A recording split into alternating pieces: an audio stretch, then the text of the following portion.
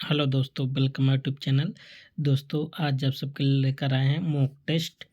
तो ये mock test आपका 5वां मॉक टेस्ट है। यदि आप बीपीओ की तैयारी कर रहे हैं और जूनियर असिस्टेंट हो गया, लेखपाल हो गया, तो आपके लिए वीडियो बहुत हेल्पफुल होगा। तो इसमें कुल 35 क्वेश्चन ऐड हैं, जिसमें से उत्तर प्रदेश की योजना हो गया, कंप्यूटर का और यूपी जीके का।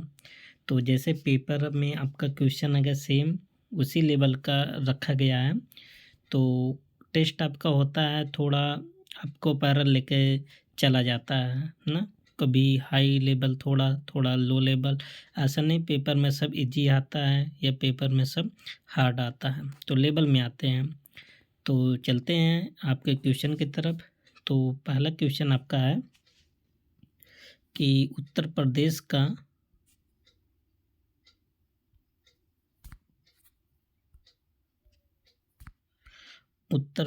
का सबसे बड़ा ज़िला कौन सा है ना। तो सबसे पहले इजी क्वेश्चन से स्टार्ट करते हैं। तो उत्तर प्रदेश का सबसे जो बड़ा ज़िला होगा वह कौन सा होगा? खेरी, मतलब लखीमपुर खेरी होगा। ऑप्शन क्या हो जाएगा? सी। ठीक, तो एक्सप्लेनेशन भी देख लेते हैं और आपको बता देते हैं। सबसे ज़्यादा जो ग्रामीण आबादी है, जनसंख्या है, वो प्रयागराज का है। ठीक, और सबसे ज़्यादा जो जनसंख्या किस ज़िले का है? प्रयागराज का ही है। समझ में आई बात? तो प्रयागराज का ग्रामीण आबादी भी सबसे ज़्यादा है और सबसे ज़्यादा जनसंख्या भी है। और नंबर 1 पर क्या? गाज़ियाबाद। गाज़ियाबाद से आप याद कर लीजिए, यहाँ का जनसंख्या घनत्व सबसे ज़्यादा है और सबसे ज़्यादा जो शहरीकरण हुआ है ना, वो गाज़ियाबाद में ही हुआ है। ठीक, और आगरा से क्या है? आप सब आगरा से तो पता है, दयाल बाग जो पेपर में पूछा गया था ना, कहाँ पर है? आगरा में ही है। और आगरा का ताजमहल तो जानते हैं, यमुना नदी के किनारे स्थित है ना। और आगरा में आगरा का किला है। ठीक, चलते हैं अब नेक्स्ट क्वेश्चन पर। तो जो थोड़ी थोड़ी बातें हैं उसको दिमाग में रख लीजिए और देख लेते हैं एक्सप्लेनेशन। तो इसका आंसर लखीमपुर खीरी। ठीक, लखीमपुर खीरी जिला क्षेत्रफल के आधार पर उत्तर प्रदेश का सबसे बड़ा जिला है। ठीक,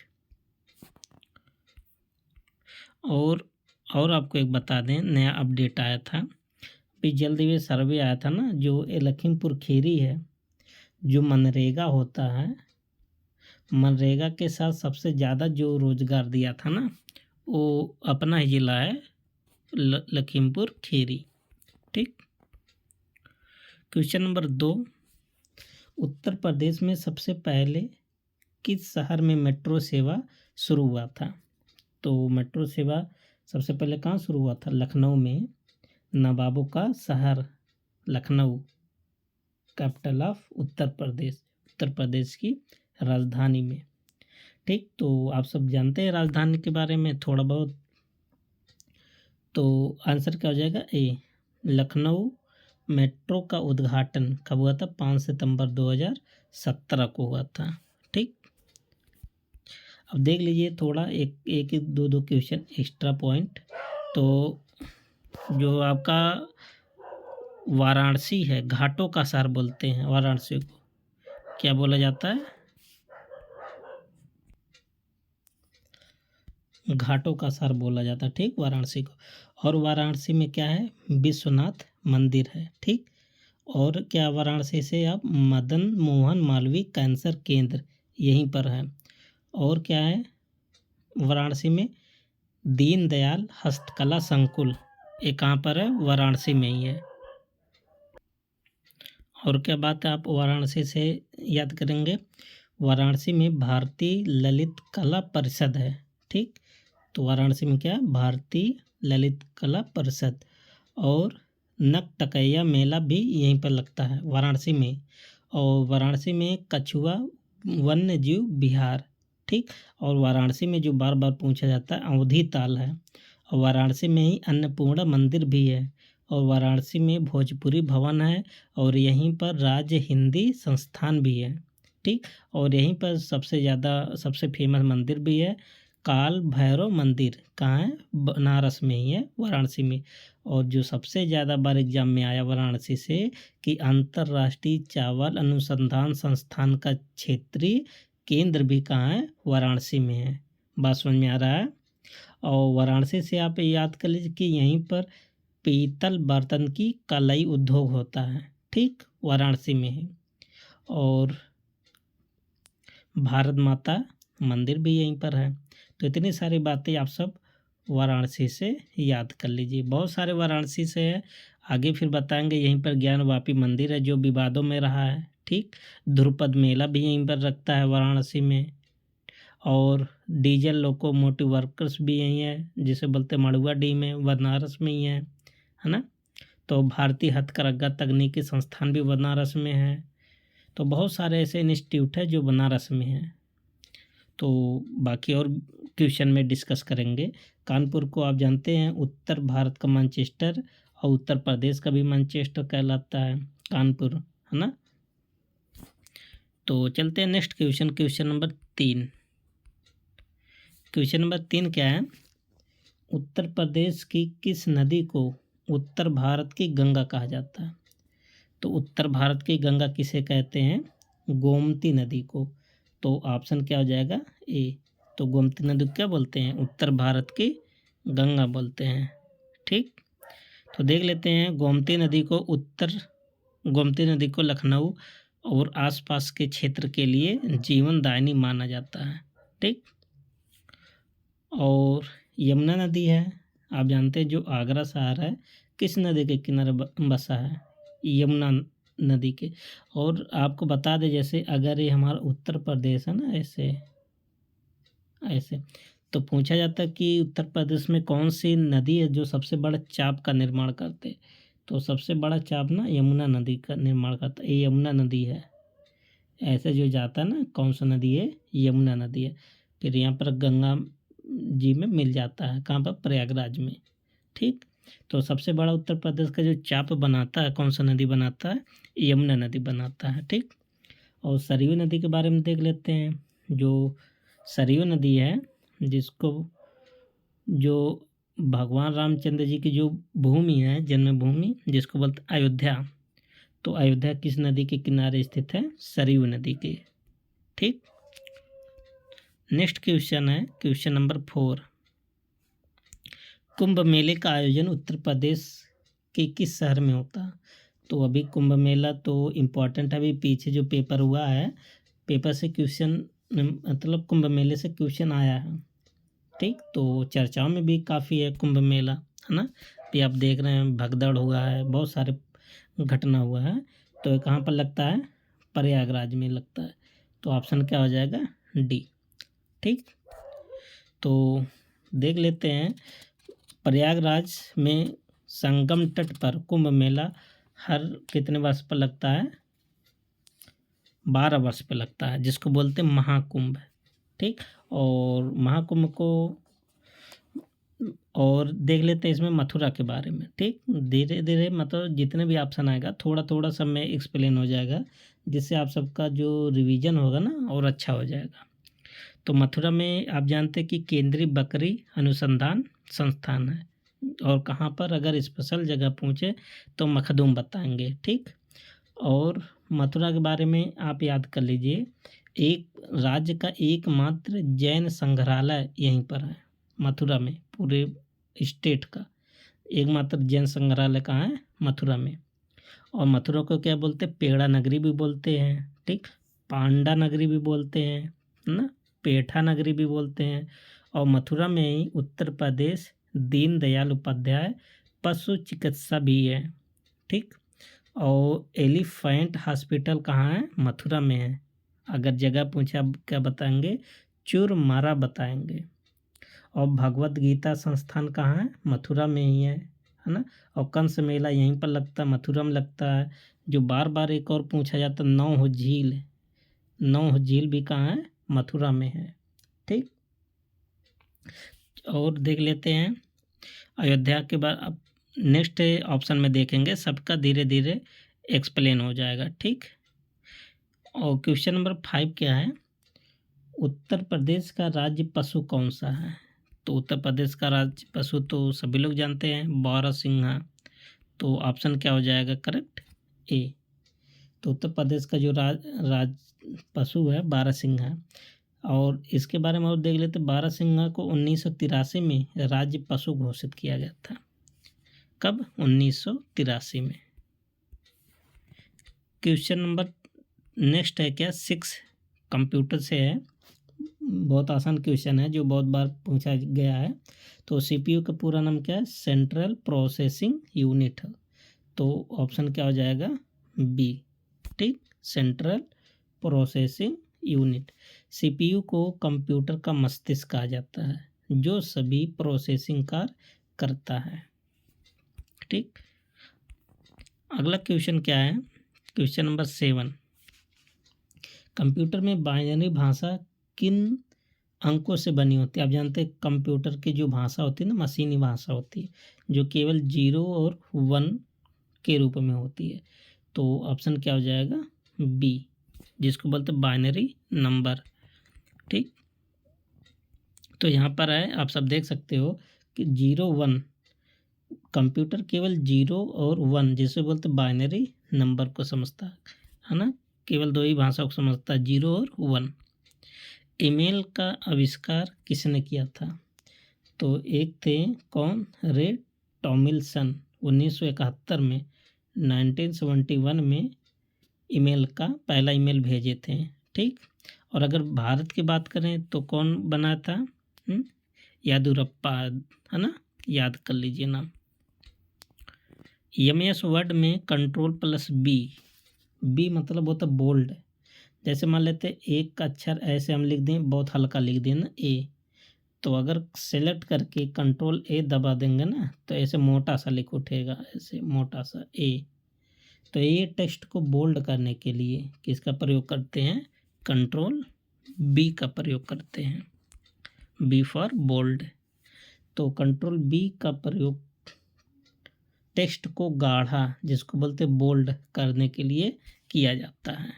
ठीक, तो और देख लेते हैं ऑप्शन में। तो इटैलिक क्या होगा? यदि आप एमएस वर्ड चलाते हैं तो कंट्रोल प्लस आई दाबेंगे।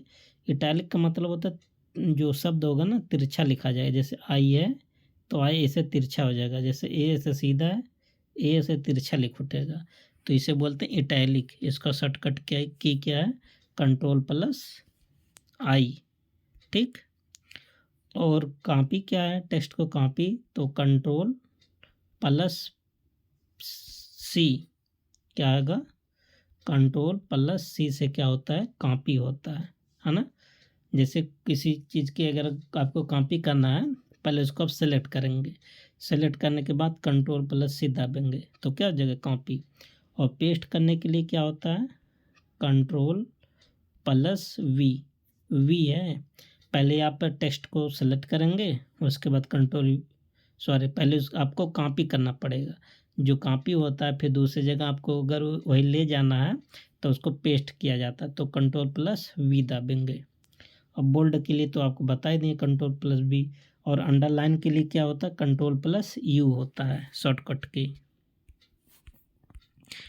ठीक, क्वेश्चन नंबर आपका 10, कंप्यूटर की मदरबोर्ड किससे संबंधित होता है? तो मदरबोर्ड क्या होता है? मुख्य सर्किट बोर्ड ही क्या होता है? मदरबोर्ड होता है।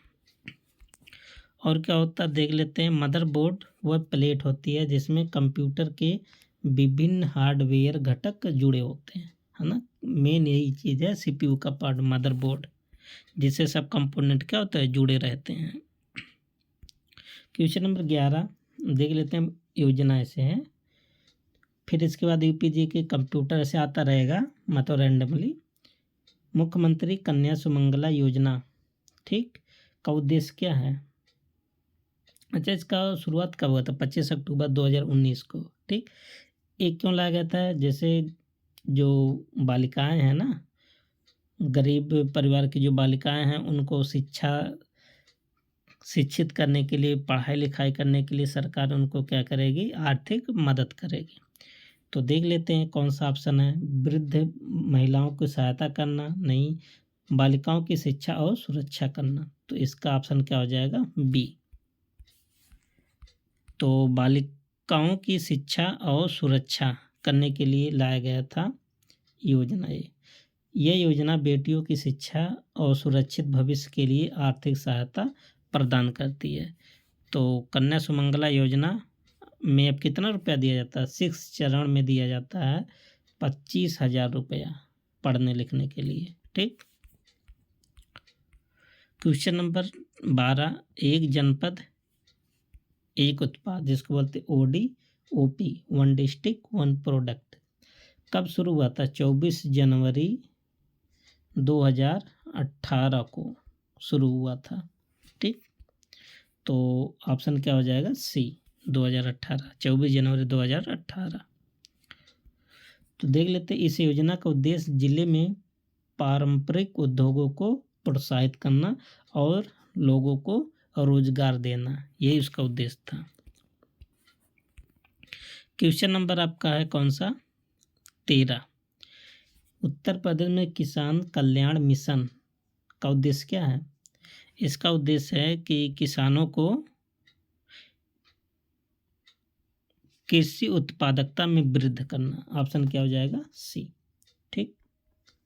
देख लेते हैं इसके बारे में। कृषि उत्पादकता में वृद्धि करना इसका उद्देश्य था। इस योजना का लक्ष्य किसानों की आय 2 गुना करना था। मुख्यमंत्री युवा स्वरोजगार योजना का उद्देश्य क्या था? इसका उद्देश्य था कि जो युवा हैं, जो पढ़े लिखे युवा हैं, उनको ऋण प्रदान करना। जब उनको ऋण मिल जाएगा तो वो क्या करेंगे? अपने लिए कोई ना कोई रोजगार कर लेंगे, है ना। तो इसका हो जाएगा युवाओं को स्वरोजगार के लिए ऋण देना, इसका उद्देश्य था। युवाओं को स्वरोजगार के लिए ऋण देना। इस योजना के तहत युवाओं को व्यवसाय शुरू करने के लिए आर्थिक सहायता दी जाती थी। क्वेश्चन नंबर 15 क्या है? उत्तर प्रदेश में निर्बल वर्ग आवास योजना का उद्देश्य क्या है? देखिए, आवास योजना है तो जायज़ बात है आवास यहाँ मिलेगा, और किसको? कमज़ोर वर्ग को, है ना। कमज़ोर वर्ग को आवास उपलब्ध कराना, ये उद्देश्य किसका था? निर्बल वर्ग आवास योजना। कमज़ोर वर्ग को आवास उपलब्ध कराना इसका लक्ष्य था। यह योजना आर्थिक रूप से कमज़ोर वर्गों को आवास उपलब्ध कराने पर केंद्रित थी। ठीक। तो दोस्तों देख सकते हैं आप सब योजना, जो भी क्वेश्चन है अच्छे लेवल का है। तो दोस्तों आप सब पूरे वीडियो में बने रहें, और इसके लिए PDF के लिए आप सब व्हाट्सएप चैनल से जुड़ सकते हैं या टेलीग्राम चैनल से जुड़ सकते हैं। ठीक। वहाँ पर वीडियो आपको दे दिया जाता है, और जो विभिन्न अपडेट होते हैं आप सबको बहुत जल्दी ही वहाँ से मिल जाएगा। तो वीडियो को आप सब ज़्यादा से ज़्यादा शेयर करें, और लाइक आप सब ज़रूर करें, और सपोर्ट करें, ताकि आप सब के लिए अच्छा कंटेंट लेकर आएँ। क्वेश्चन नंबर 16 क्या है? उत्तर प्रदेश में स्थित चंद्रप्रभा वन्य जीव अभ्यारण्य किस जिले में? तो सबसे पहले तो चंदौली जिले में, ठीक। और इसकी स्थापना कब हुआ था? 1957 में। और उत्तर प्रदेश का पहला है, अगर ये पहला है तो सबसे पुराना भी होगा, है ना। चंदौली जिले में है। देख लेते हैं। चंद्रप्रभा वन्य जीव अभ्यारण्य चंदौली जिले में स्थित है, जो अपनी प्राकृतिक सुंदरता और लायन सफारी के लिए प्रसिद्ध है। और यहाँ पर जानते हैं चंदौली में एक बहुत अच्छा स्थान है, यहाँ पर बहुत सारे झरना भी है, फॉल, वाटरफॉल। क्वेश्चन नंबर 17, किस ऐतिहासिक आंदोलन के दौरान चौरी चौरा कांड हुआ था? तो असहयोग आंदोलन के समय ये हुआ था। तो ऑप्शन क्या हो जाएगा? ए। ठीक। असहयोग आंदोलन कब शुरू हुआ था? 1 अगस्त 1920 को। और चौरी चौरा कांड कब हुआ था? देख लेते हैं। तो 4 फरवरी 1922 को गोरखपुर जिले के चौरी चौरा में एक घटना हुई थी, जिसके बाद महात्मा गांधी ने असहयोग आंदोलन वापस ले लिया था। इसमें क्या हुआ था? चौरी चौरा कांड में जो क्रांतिकारी लोग थे ना, जो आंदोलनकारी लोग थे, वो एक थाने में आग लगा दिए थे, और थाने में आग लगा लिए थे। लगभग 20-22 लोग क्या हो गए थे? इसमें मर गए थे, जिसके कारण महात्मा गांधी जी ने असहयोग आंदोलन को वापस ले लिए थे। और एक घटना पूछा जाता कहाँ होता है, गोरखपुर में है, चौरी चौरा कांड पूछा जाता बहुत बार, 4 फरवरी 1922 को हुआ था। क्वेश्चन नंबर 18 क्या है, उत्तर प्रदेश में किस स्थान को संगीत की नगरी कहा जाता है? वही स्थान है कौन सा, वाराणसी। वाराणसी को क्या कहा जाता है, संगीत की नगरी कहा जाता है। ठीक, अब देख लेते हैं इसमें गोरखपुर है ना, तो अब की बार गोरखपुर का इसमें एक्सप्लेन करते हैं। जो बाबा की नगरी है गोरखपुर, तो सबसे पहले आपको बता दें गोरखपुर, इसका तो आंसर होगा कौन सा, संगीत की नगरी वाराणसी होगा इसका आंसर। गोरखपुर के बारे में जान लीजिए 2-3 बातें कि यहीं पर सरयू महोत्सव होता है। कौन सा महोत्सव, सरयू महोत्सव। खिचड़ी मेला यहीं पर लगता है, गीता प्रेस यहीं पर है। ठीक, गीता वाटिका यहीं पर है, रामगढ़ ताल यहीं पर है, टेराकोटा उद्योग के लिए प्रसिद्ध है, वीर बहादुर सिंह नक्षत्रशाला भी यहीं पर है, और क्या है, मदन मोहन मालवीय प्रौद्योगिकी विश्वविद्यालय भी यहीं पर है। ठीक, और जूट उद्योग ये यहीं पर होता है, और इसका एक स्थान सहजनवा जहाँ पर जूट उद्योग होता है ना, और यहीं पर चौरी चौरा यहीं पर है, जो घटना हुआ था अभी पीछे आप पढ़े थे क्वेश्चन में, और पूर्वोत्तर रेलवे का मुख्यालय भी यहीं पर है। ठीक, तो बहुत स्थान यहाँ पर है गोरखपुर में। ठीक है, तो फिर दूसरे क्वेश्चन में एक्सप्लेन हो जाएगा, क्योंकि अगर ज़्यादा एक्सप्लेन करेंगे तो वीडियो बहुत ज़्यादा बड़ा हो जाएगा। ठीक, तो मथुरा के बारे में आपको बताए थे 2-3 बातें, और जो 1-2 बातें जो छूट गई हैं वो भी आप याद कर लीजिए ना। जैसे बरसाना यहीं पर मथुरा में बहुत इम्पोर्टेंट, बहुत महत्वपूर्ण तीर्थ है ना, बरसाना हो गया, नंदगांव हो गया। और एक आपसे पूछा जाता है मथुरा से बहुत इम्पोर्टेंट क्वेश्चन, मुड़िया मेला। कौन सा मेला, मुड़िया मेला, बहुत इम्पोर्टेंट है। तो ये कहाँ लगता है, मथुरा में लगता है मुड़िया मेला है ना, और हरिदास जयंती मेला भी यहीं लगता है। चलते हैं नेक्स्ट क्वेश्चन पर, तो 18 का क्या हो जाएगा, ऑप्शन सी। देखते हैं, वाराणसी को भारतीय शास्त्रीय संगीत का केंद्र माना जाता है। क्यों माना, क्योंकि यहाँ बहुत जैसे संगीतज्ञ यहीं के रहने वाले थे, पैदा हुए थे, जैसे पंडित रविशंकर हो गए, पंडित किशन महाराज जैसे महान हस्तियाँ का जन्म वाराणसी में हुआ था। उत्तर प्रदेश में पहला विज्ञान नगर सन सिटी कहाँ स्थापित किया है, ये लखनऊ में स्थापित किया गया था। कहाँ स्थापित है, लखनऊ में।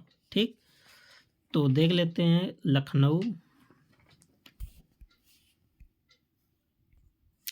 लखनऊ के बारे में देख लेते हैं। तो अब की बार लखनऊ का एक्सप्लेनेशन कर ले, इसका तो आंसर होगा लखनऊ। ठीक, इसके बारे में देखते हैं।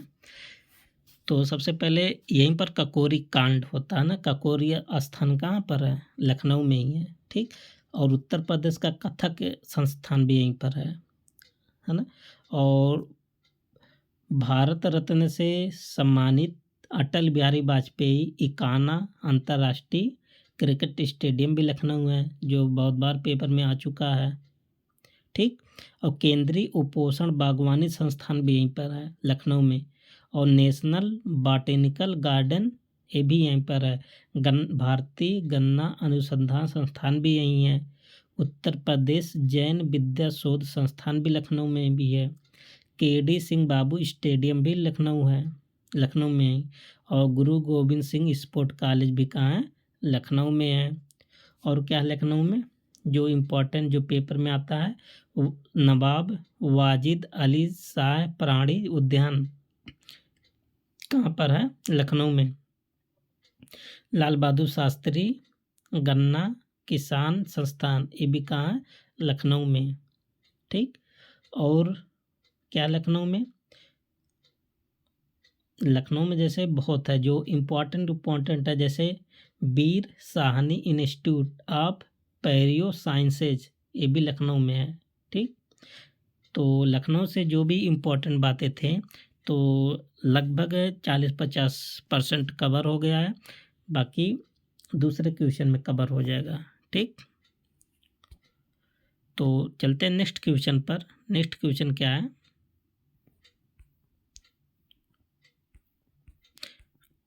अभी देखिए यही आया है ना, इसी को बताए थे। केंद्रीय औषधि सुगंध पौधशाला कहाँ पर है? लखनऊ में है।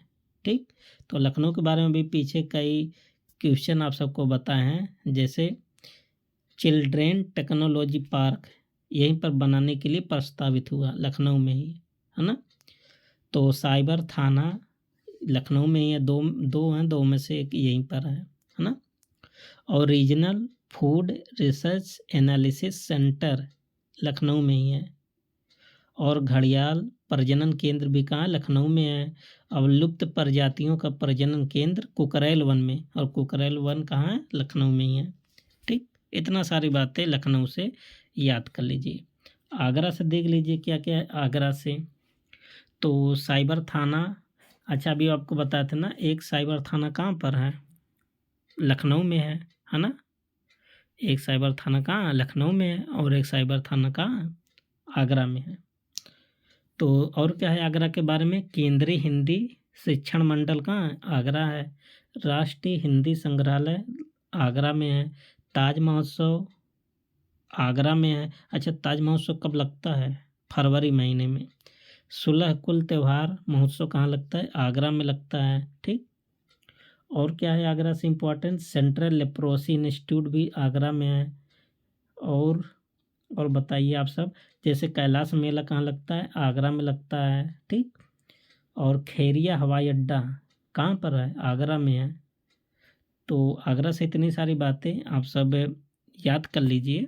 ठीक, देखते हैं। CIMAP लखनऊ में स्थित है, औषधि और सुगंधित पौधों पर अनुसंधान करता है। उत्तर प्रदेश के किस जिले को चीनी का कटोरा कहा जाता है? किसको बोलते हैं? गोंडा को बोलते हैं। ठीक, गोंडा में बड़ी संख्या में चीनी मिले हैं, इसलिए इसे क्या बोलते हैं? चीनी का कटोरा। झांसी की रानी लक्ष्मीबाई का जन्म कहाँ हुआ था? इनका जन्म कहाँ हुआ था? बनारस में हुआ था। ठीक, देखिए बनारस में तो पैदा हुई थी ना, लेकिन इनका कर्म भूमि कहाँ पर है? झांसी में, क्योंकि झांसी में इनकी मृत्यु हो गई थी लड़ते लड़ते। और देखते हैं प्रयागराज के बारे में 2-3 बातें, है ना। तो सबसे पहले अक्षयवट कहाँ पर है? प्रयागराज में अक्षयवट। अच्छा, किस किले में अक्षयवट आप बता सकते हैं? आगरा के किले में अक्षयवट है। और प्रयागराज में ये भारद्वाज आश्रम यहीं पर है। ठीक, और भारतीय भवन पुस्तकालय भी प्रयागराज में है। और हिंदी साहित्य सम्मेलन कहाँ होता है? प्रयागराज में। ठीक, उत्तर प्रदेश क्षेत्र सांस्कृतिक केंद्र कहाँ है? प्रयागराज में है। और जवाहर नक्षत्रशाला जो कि आनंद भवन में है, वो भी कहाँ है? प्रयागराज में है। ठीक, और क्या प्रयागराज में? जैसे उत्तर मध्य रेलवे का मुख्यालय कहाँ है? प्रयागराज में है। और बताइए आप सभी, बताइए क्या है प्रयागराज में? जो पूछा जाता है पेपर में बार बार, जैसे निराला आर्ट गैलरी कहाँ? प्रयागराज में। और प्रयागराज में एक हवाई अड्डा है, कौन सा? बमरौली हवाई अड्डा। ठीक, और यहीं पर हरिश्चंद्र अनुसंधान संस्थान भी है, कहाँ? प्रयागराज में। तो इतनी सारी बातें प्रयागराज से आप सब रिलेट कर लीजिए, है ना। बाकी जैसे जैसे मिलेगा वैसे वैसे आपको बताते हुए चलेंगे। कुशीनगर के बारे में देख लीजिए, किस धर्म से संबंधित है? जाहिर सी बात है बौद्ध धर्म से संबंधित है, क्योंकि कुशीनगर में ही बुद्ध जी के महानिर्वाण हुआ था। महानिर्वाण मतलब मृत्यु हुआ था। ठीक, देख लेते हैं। कुशीनगर महात्मा गौतम बुद्ध की महापरिनिर्वाण स्थली है, और ये बौद्ध धर्म के लिए बहुत महत्वपूर्ण तीर्थ स्थल है। ठीक, क्वेश्चन नंबर 24, उत्तर प्रदेश की सबसे लंबी नदी कौन सी है? तो उत्तर प्रदेश की सबसे लंबी नदी ना गंगा नदी है। कौन सी नदी है? गंगा नदी। तो ऑप्शन क्या हो जाएगा? डी। अच्छा, आपको बता दें गंगा नदी की टोटल लंबाई कितना है? 2525 किलोमीटर, और उत्तर प्रदेश में 28 राज्यों से होकर बहती है।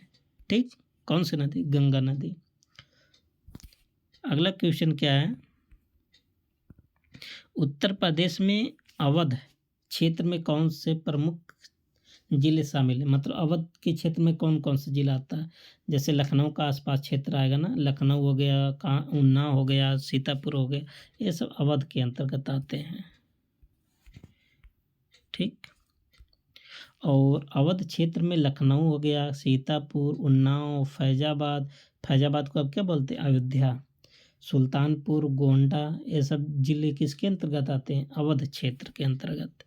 अच्छा, आप जानते हैं कि सबसे जो टोटल 16 महाजनपद थे ना, और 16 महाजनपद में से 8 महाजनपद उत्तर प्रदेश में थे, और इसी 8 में से एक महाजनपद था कौन सा? कौशल। देख लेते हैं।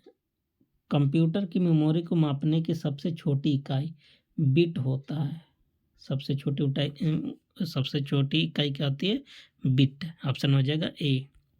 देख लेते हैं कि कंप्यूटर में डेटा स्टोरेज की सबसे छोटी इकाई बिट होती है, जिसका मान जो बिट होता है ना, एक तो 0 होता है, एक तो 1 होता है।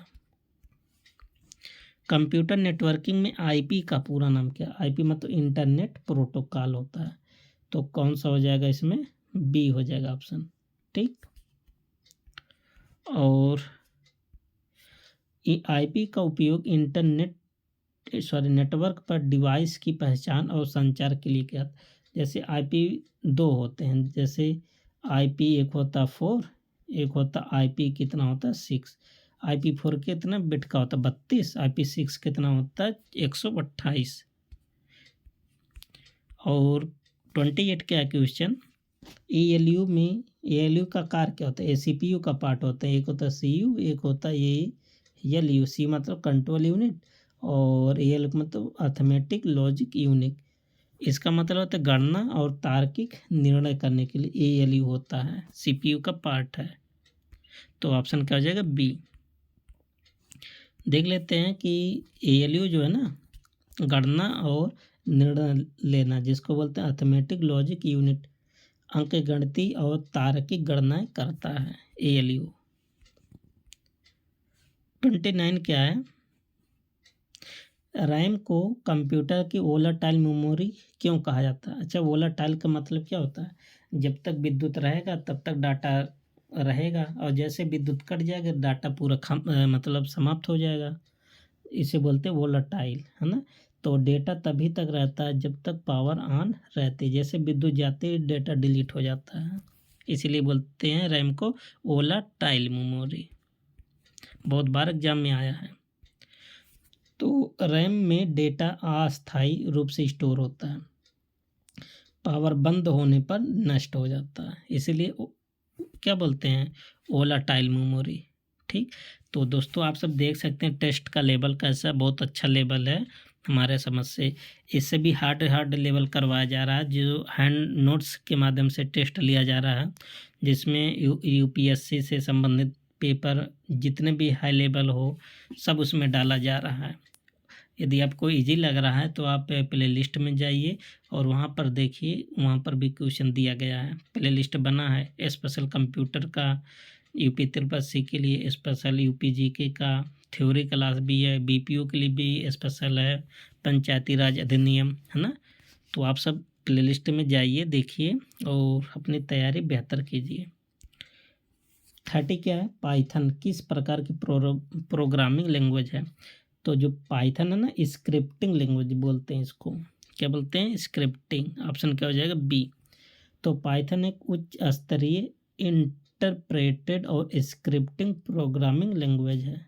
तो ऑप्शन क्या हो जाएगा? बी।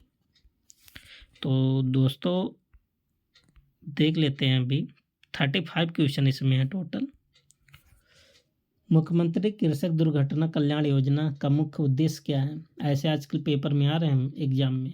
तो इसका उद्देश्य है ना कि दुर्घटना में घायल किसानों को सहायता देना। इस योजना में दुर्घटना में मृतक किसानों के परिवारों को आर्थिक सहायता दी जाती है। उत्तर प्रदेश में जनसंख्या नियंत्रण योजना का मुख्य उद्देश्य क्या है? तो जायज़ बात है, जनसंख्या नियंत्रण का उद्देश्य क्या होगा? ताकि जन्म दर को नियंत्रित किया जा सके। ठीक, ऑप्शन क्या हो जाएगा? बी। तो बी हो जाएगा। इस योजना का उद्देश्य जनसंख्या वृद्धि को नियंत्रित करना और स्वास्थ्य सेवाएं बेहतर बनाना। देख लेते हैं। तो बच्चों को मुफ्त शिक्षा देना ये इसका उद्देश्य नहीं है। ठीक, जन्म दर को नियंत्रित करना, स्वास्थ्य सेवाओं का विस्तार, टीकाकरण अभियान, मातृ। तो जनसंख्या का जो सबसे अच्छा ना बी वाला दिख रहा है ऑप्शन। वैसे ई वाला भी है, मातृ मृत्यु दर में कमी लाना ना, जनसंख्या नियंत्रण योजना, लेकिन सबसे अच्छा बी वाला ऑप्शन है। बी तो लगाएंगे आप सब। 33 क्या है? राष्ट्रीय ग्रामीण आजीविका मिशन को उत्तर प्रदेश में किस नाम से, इसको क्या बोलते हैं? उत्तर प्रदेश राज्य ग्रामीण आजीविका मिशन के नाम से जाना जाता है। तो उत्तर प्रदेश में इस मिशन के तहत ग्रामीण महिलाओं को स्वरोजगार जोड़ने का प्रयास किया जाता है।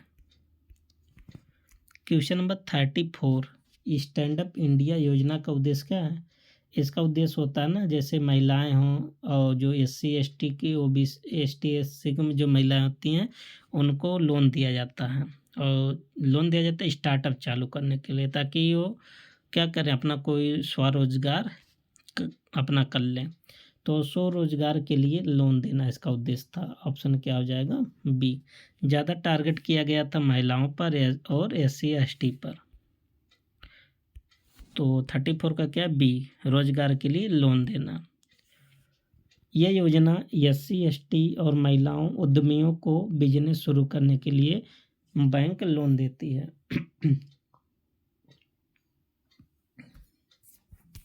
अगला क्या है? 34 जो कि लास्ट क्वेश्चन है, sorry 35 last question. Uttar Pradesh कौशल विकास मिशन का उद्देश्य क्या है? इसका उद्देश्य है ना युवाओं को कौशल प्रशिक्षण देना। इस मिशन का लक्ष्य युवाओं को रोजगारोन्मुख प्रशिक्षण देकर उनको आत्मनिर्भर बनाना। इसका मतलब कि युवाओं को ऐसा प्रशिक्षण दिया जाए ताकि वो अपने लिए कोई ना कोई रोजगार काम कर सकें। ठीक, तो दोस्तों आप देख सकते हैं मॉक टेस्ट का जो सारांश है पूरा 15 UPG के 10 कंप्यूटर और 10 योजनाएं आप सबने आज पढ़े हैं, इस टेस्ट में दिए। तो आप सबको पता होगा कि आप सब कितना अच्छा किए हैं, कितना अच्छा परफॉर्मेंस कर रहे हैं। तो जूनियर असिस्टेंट, लेखपाल और उत्तर प्रदेश के किसी भी एग्ज़ाम की यदि तैयारी कर रहे हैं तो आपके लिए सेशन बहुत इम्पोर्टेंट है। तो आपसे अनुरोध कर रहे हैं एक कि आप सब वीडियो को शेयर करें और चैनल को सब्सक्राइब करें। अब मिलते हैं नेक्स्ट पार्ट में, तब तक के लिए best of luck. Thank you.